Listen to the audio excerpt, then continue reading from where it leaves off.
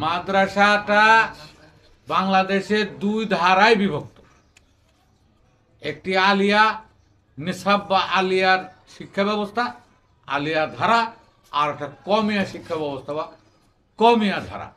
এই দুটো ধারার মাদ্রাসার বোর্ড আলাদা আছে, কমি মাদ্রাসার বোর্ড আলাদা আর আলিয়া মাদ্রাসার বোর্ড আলাদা। দীর্ঘদিন ধরে এই সমস্ত মাদ্রাসাটা দুটো ধারায় সকল বই পুস্তক শুধু বিতর্ক আর শুধু মন গড়া তত্ত্বে ভরপুর, উপকারী কিছুই নেই। প্রাথমিকভাবে এইভাবে বললে বুঝবেন না, আমি আরেকটু বলি। আলিয়া মাদ্রাসাটার সৃষ্টি একেবারে সরাসরি ব্রিটিশদের দ্বারা, কওমি মাদ্রাসার সৃষ্টি ব্রিটিশদের দ্বারা, তাবলিগ জামায়াতের সৃষ্টি ব্রিটিশদের দ্বারা, এই জামায়াত ইসলামের সৃষ্টি ব্রিটিশদের দ্বারা, কাদিয়ানী জামাতের সৃষ্টি ব্রিটিশদের দ্বারা, আহলে হাদিসের সৃষ্টি ব্রিটিশদের দ্বারা। এরকম 8টা 10টা সংগঠনের সৃষ্টিকারী ব্রিটিশরা। তো শিক্ষা ব্যবস্থাকে ধ্বংস করার জন্য ওরা ব্রিটিশরা দু ধরনের মাদ্রাসা চালু করে, একটা হলো আলিয়া, একটা হলো কওমি। দুটারই পৃষ্ঠপোষকতা তারা দিচ্ছে। এই যে ঢাকায় বক্সিবাজারে যে আলিয়া মাদ্রাসা আছে, আমি সেই আলিয়া মাদ্রাসার স্টুডেন্ট। এই আলিয়া থেকেই আমি তাফসিরে টাইটেল শেষ করেছি। এই আলিয়া মাদ্রাসা ছিল আগে কলকাতায়। আলিয়া মাদ্রাসা প্রতিষ্ঠা করার পর থেকে ব্রিটিশরা 26 জন প্রিন্সিপাল খ্রিস্টান নিয়োগ দিয়েছে। সিলেবাস ওরা তৈরি করছে, বই পুস্তক ওরা লিখছে, এবং প্রিন্সিপালের পদটা ছিল খ্রিস্টানদের হাতে। খ্রিস্টানরাই প্রিন্সিপাল পদ, 26 জন প্রিন্সিপাল নিয়োগ দিয়েছে ব্রিটিশরা। 200 বছরের ভিতরে 26 জন প্রিন্সিপাল ছিল খ্রিস্টান। এরপরে 47-এ যখন বিভক্ত হয় এই ভারতবর্ষ, বিভক্ত হওয়ার পরে ভারতের অংশে পড়ে পশ্চিমবঙ্গ, আর পাকিস্তানের অংশে পড়ে আমাদের এই পূর্ববঙ্গ।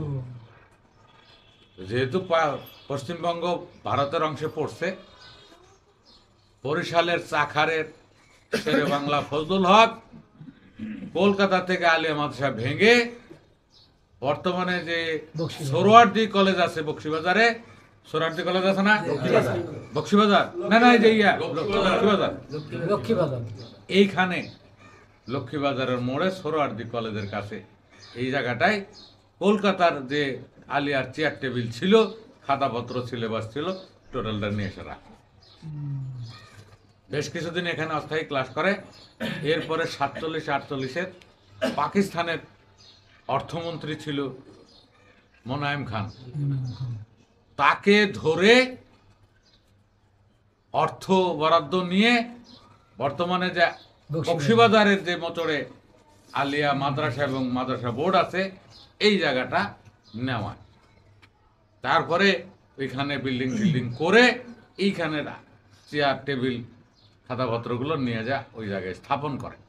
এইরকম মোটা মোটা পাতের চেয়ার টেবিল এখনো অক্ষত আছে। আমরা এখানে লেখাপড়া ব্রিটিশদের বানানো হ্যাঁ, কাঠের এই মোটা মোটা চেয়ার টেবিলের পাতগুলা, মানে 200-500 বছরে কিছুই গুনেও খাবে না, ভাঙতেও পারা যাবে না, এটা নাড়ানো কঠিন, এত ওজন। এখানে আলিয়া মাদ্রাসা প্রতিষ্ঠা হওয়ার পরে মুসলমান প্রিন্সিপাল নিয়োগ দেওয়ার ধারা প্রবর্তিত হয়। এখন মুসলমান প্রিন্সিপালেরা চালায়। মজার বিষয় হলো এই সিলেবাস পরিবর্তন করে নাই, যুগ উপযোগী শিক্ষা ব্যবস্থা তারা করে নাই। ওই তখন থেকে ব্রিটিশরা যেই সিলেবাস করে গেছে সেটাই, ওই বিতর্কিত তাফসিরগুলো, তাফসিরে জালালাইন ফাজিলে পড়ায়। এই জালালাইন মানে এরা যেটা বলে, মোল্লা মুন্সিরা যেটা বলে যে খারেজিরা মুসলমান না, ওই খারেজি আলেম জালালউদ্দিন সুয়ুতি এবং জালালউদ্দিন মুহল্লির লেখা তাফসিরে জালালাইন আলিয়া এখনো পড়ানো হয় ফাজিলে। এবং এরা বলে জালালাইন যারা পড়তে পারে না এরা নেংড়া আলেম।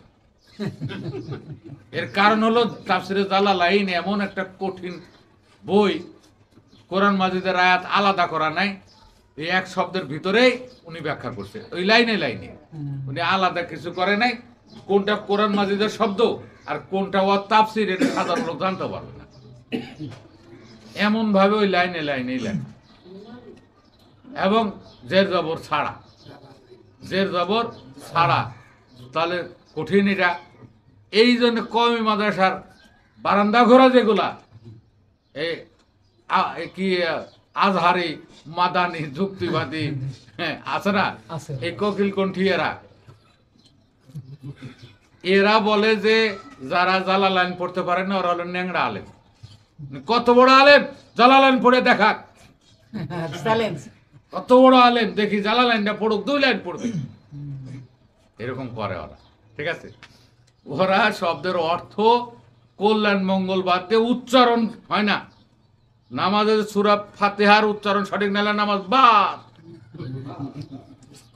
পা সোজা করে না দাঁড়ালে বাদ, আছে না। সবচেয়ে বেশি আযাব হবে পেশাব করে যায় পানি নেয় না, কবর আযাব সবচেয়ে বেশি হবে। কি অবস্থা! এখন আবার বলছে 3 জনের ভাগে খাসি হবে না, গরু কুরবানি হবে না, 7 ভাগে হবে না, খাসি কুরবানি চলবে না, গরু কুরবানি চলবে না, কারণ গরুর বিচি তোলায় দিয়া খুদ বানানো হয়েছে না। আর আল্লাহ তো কইছে খুদ আলা প্রাণী আল্লাহ নেয় না। ঠিক আছে, পাঠারে যে খাসি বানাইছে খাসি কুরবানি হবে না। এরা যে পৃথিবীর যে দেশে যখনই এরা গজাইছে, এই মোল্লা মুন্সিরা পৃথিবীর যে দেশে গজাইছে না, ওই দেশটারই ধ্বংস করে ফেলেছে। সেটা হিন্দু মোল্লা মুন্সি হোক, ঠাকুর পুরোহিত হোক, বৌদ্ধ হোক আর খ্রিস্টান হোক, মোল্লা মুন্সি যদি কোনো জায়গায় জাগরিত হয়, ওই জায়গার রাজনীতি, অর্থনীতি, সমাজনীতি সমলে ধ্বংস হয়ে যাবে।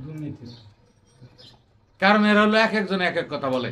এরা একবারও ভাবে না যে এই হাদিসকে বলে যে নবীর হাদিস, এই হাদিসকে মারতে মারতে মারতে মারতে কি মারতে স্যার আমি বললাম না। ঠিক আছে, হেরাই কই এটা হলো হাসান, এটা গরিব, এটা জয়ীব, এটা মৌজু, হাদিস হাদিস, এটা বাতিল হাদিস বলে না। নবীজির হাদিসকে বাছার মতো বা মানে বাছট করার মতো তোর জ্ঞান হয়ে গেল। তাহলে নবীজি বড় না তুই বড়?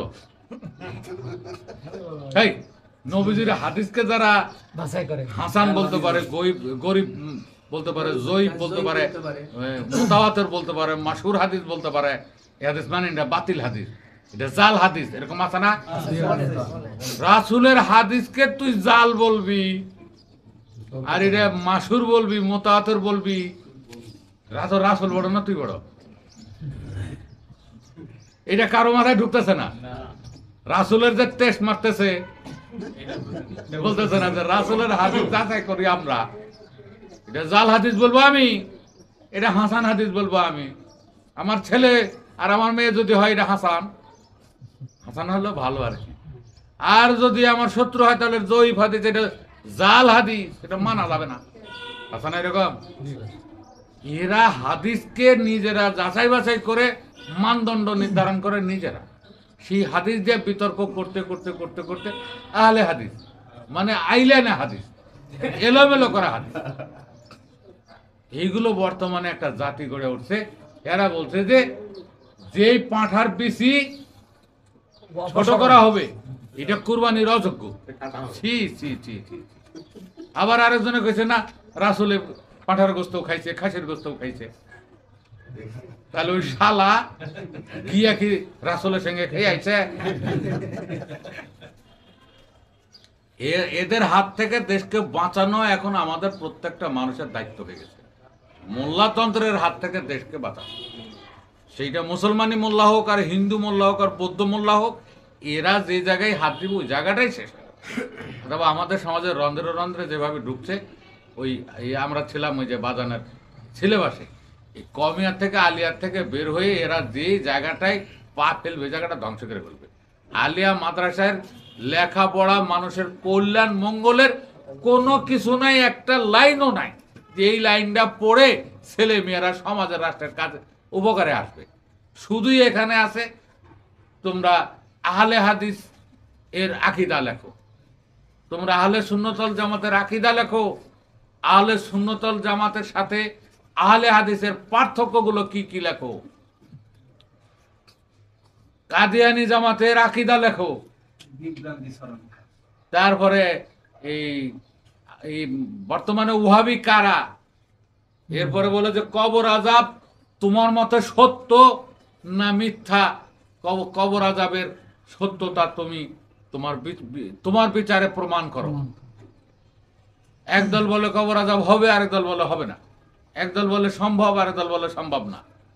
এই বিতর্কগুলোই এরা একেবারে 9 থেকে শুরু করে কামেল পর্যন্ত শুধু বিতর্ক পড়া আরো জঙ্গিবাদকে উস্কে দেয়। এটা আলিয়ার। আর কমিয়ারটা হলো এখানে আরবি ব্যাকরণকে, আরবি এই নাহু সরফ এগুলো আরবি ব্যাকরণের ভিতরেই পড়ে, এমন ভাবে প্রাধান্য দেয় ওই শালা বাংলা বর্ণ উচ্চারণ করতে পারে না, ও শালা আরবি বর্ণ উচ্চারণ করে। কবি এক কবি বলছে যে যে ব্যক্তি বাংলা ভাষায় বঙ্গে জন্মগ্রহণ করে বাংলা ভাষাকে প্রাধান্য দেয় না, ওর জন্মেরই ঠিক নেই। আচ্ছা না,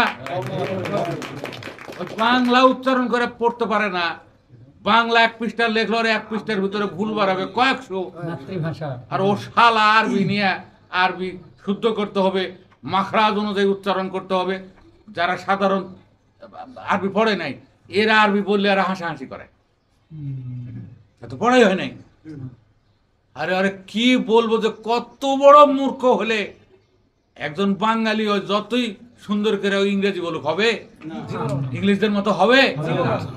তুই বাঙালি যত সুন্দর করে আরবি বলিস আরবদের মতো হবে?